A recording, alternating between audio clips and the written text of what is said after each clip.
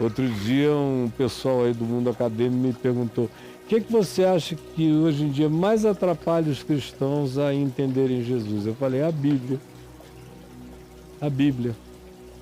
Porque eles querem que a Bíblia inteira faça sentido com Jesus. E a Bíblia, coitadinha, não faz, não. Não dá para ela.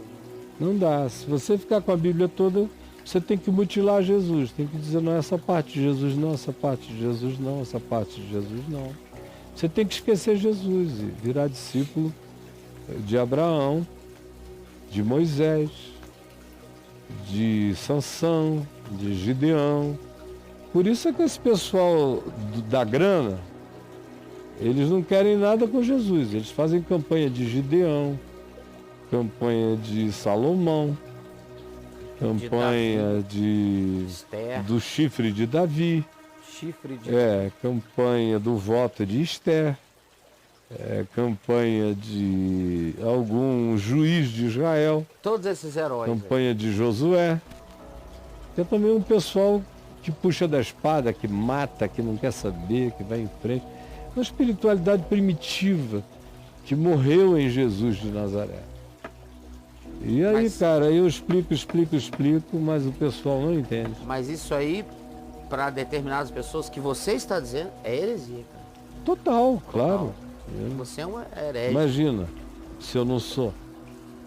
Para todos os fariseus do mundo, eu sou um herege.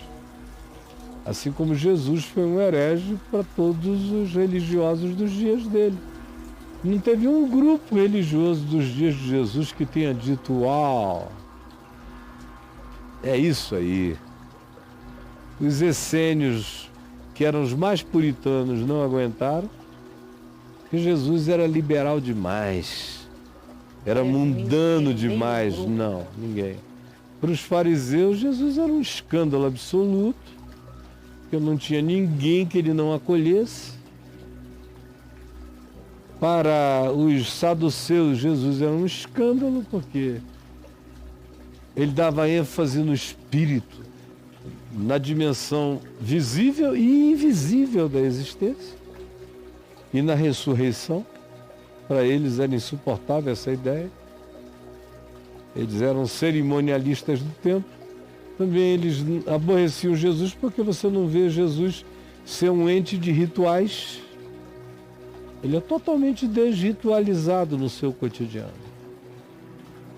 Então, para qualquer outro grupo da época, da religião, das denominações religiosas do judaísmo, Jesus era insuportável. Para a Cabala ele também seria. Cabala veio depois. Mas ele seria, porque a Cabala é toda cheia de regras espirituais, de mecânicas espirituais. E Jesus é um ser sem nenhuma mecânica, exceto a pureza, a simplicidade e a obediência do coração àquilo que você tinha aprendido com sinceridade, em espírito e em verdade. Então, nenhum grupo religioso concorda com Jesus. E ele não cabe em nenhuma dessas seitas ou agremiações. Inclusive nós cristãos. Não, e hoje em dia, você, há 9 anos atrás, dizia: impressionante, Caião, como Jesus é um problema para as igrejas, lembra? Não é um problema danado. Que foi um jargão que você deixou para lá, de tanto que você repetiu. Mas ele dá trabalho demais. Jesus estraga tudo quando chega. Os caras não suportam. Jesus arrebenta, é um vinho novo no odre velho, arrebenta o odre velho. É o pano novo que querem botar na veste velha, arrebenta a veste velha. Assim é o reino de Deus na religião. Tem uma moçadinha nova, você sabe o que eu tô falando? Uma moçadinha nova que tá, que eu fico tentando, né? Como é que eu vou dizer? Evangelizar, usando uma palavra bela. A maior dificuldade que a gente tem nesse processo de dar esse start é exatamente separar.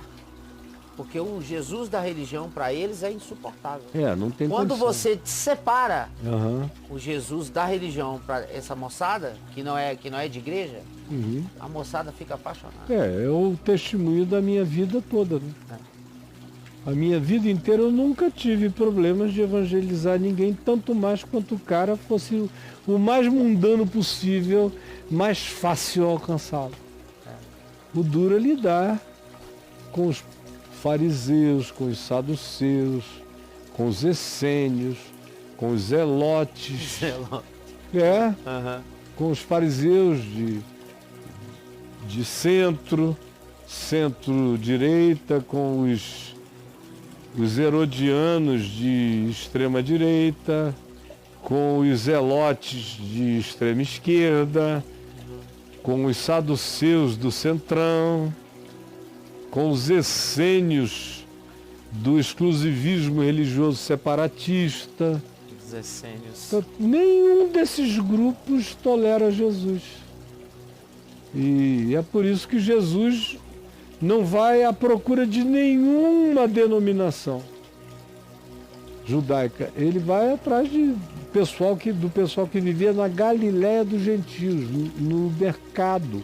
Dos gentios. No mercado da Galiléia, aquela moçada onde tinha de tudo. Tinha judeu, tinha sírio fenício, tinha romano, tinha gente das regiões da Arábia, tinha gente de todos os lugares, por isso era chamado de Círculo dos Pagãos. É o Círculo dos Pagãos. Galil é círculo, dos gentios é pagão. Então a Galiléia é o Círculo dos Pagãos, ele resolve viver no Círculo dos Pagãos, na Ágora de Israel, que era a Galiléia.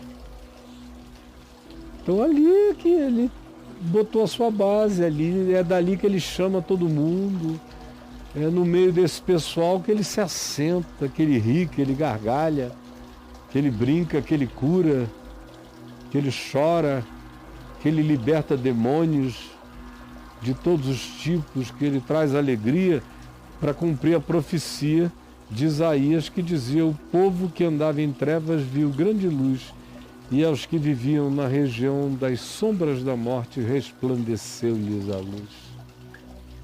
Para isso ele foi morar no Círculo dos Pagãos. Agora, é tão óbvio que o pessoal não quer mesmo, não quer entender.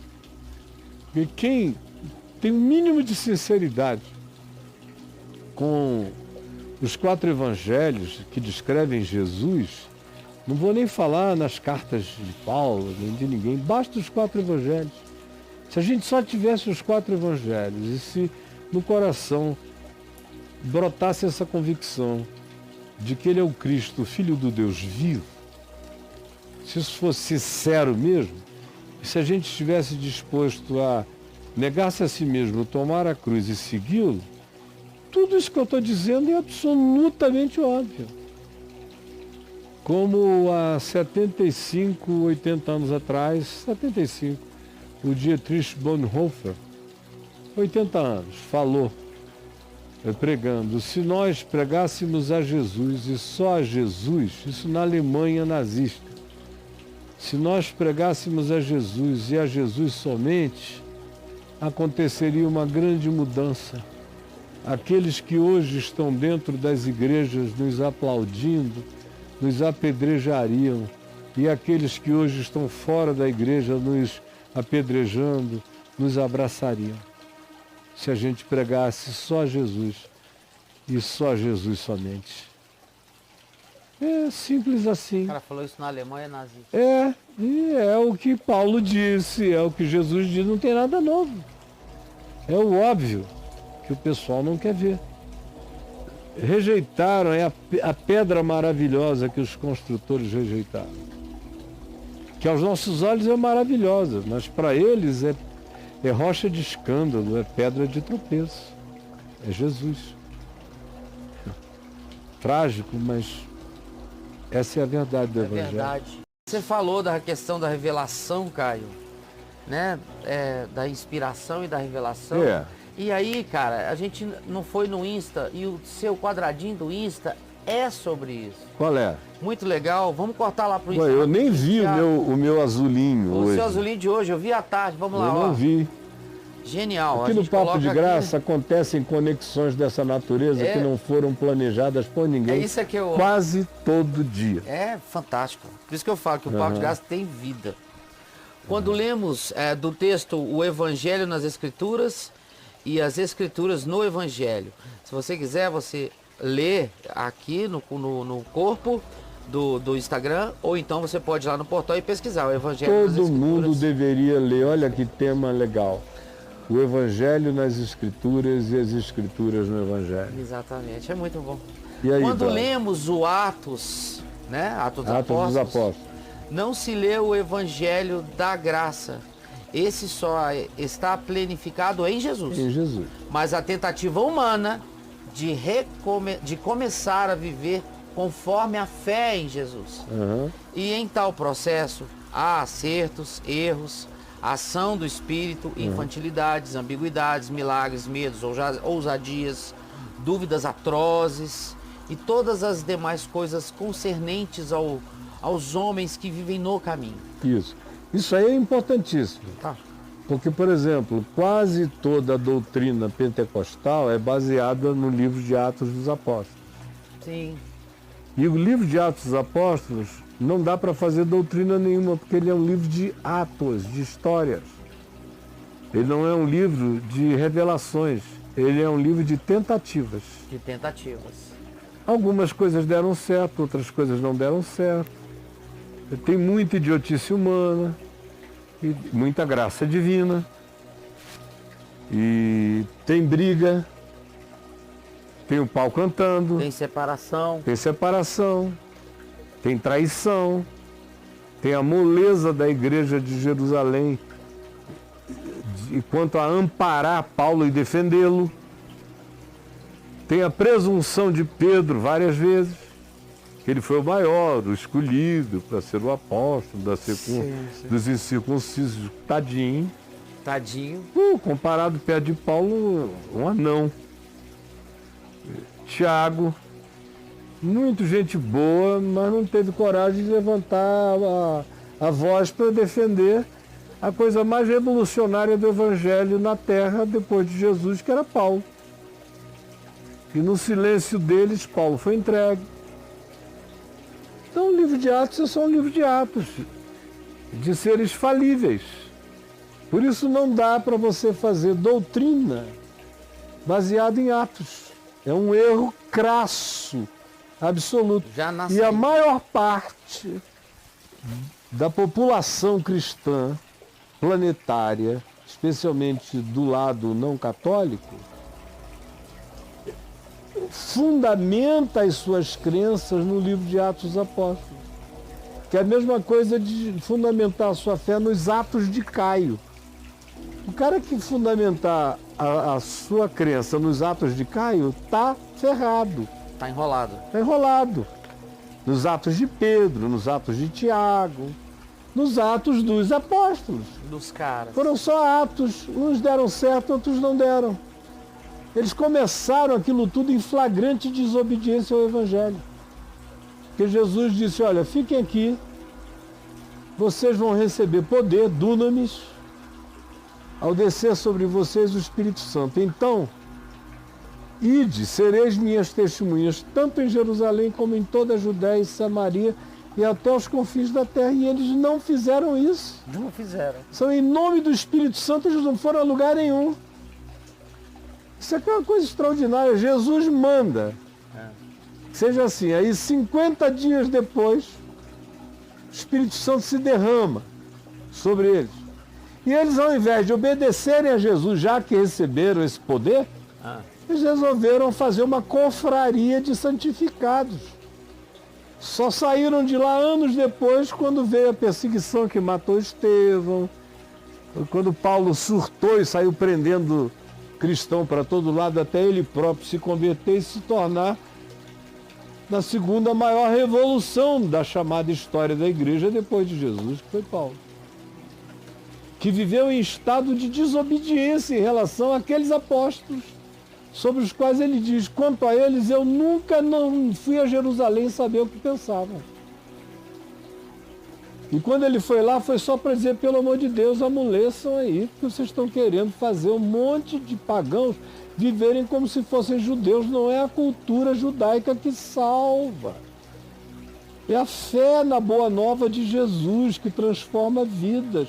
Nós não estamos aqui para aculturar pagãos em judeus, nós estamos aqui para ajudar os pagãos a ficarem livres do medo, do pânico, da idiotice, dos cultos loucos e insanos e andarem com as próprias pernas, conforme Jesus nos ensinou a andar.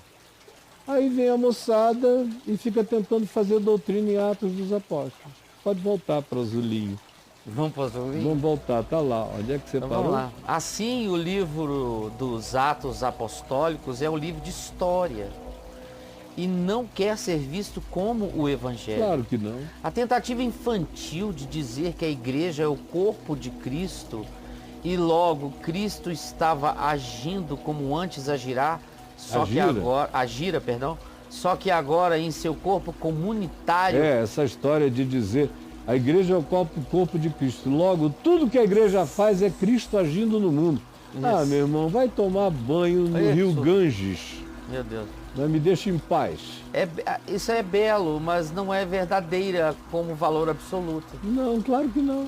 O Pedro que recebeu a revelação é o mesmo que recebeu a repreensão. Arreda Satanás. O cara tinha acabado de dizer, tu és o Cristo, Filho de Deus, aí quis acrescentar. Já cresceu para já cresceu, aí levou logo já uma cortada. Logo a queimada. De cima para baixo. Para com isso, cara. Arreda Satanás, porque tu és para mim motivo de tropeço. Isso. Mas e aí? Em Jesus está toda a revelação e toda a referência para se julgar e entender o que quer que pretenda ser canônico. Jesus é a única realidade canônica. O meu cânon é o Evangelho, é Cristo. E é o Evangelho vivido, interpretado e praticado por Jesus. Ele é o meu cânon. Esse é o cânon. Jesus é a minha única revelação. O resto é inspirado. E quem pensar diferente disso entra pelo cânon? Entra pelo cânon sagrado.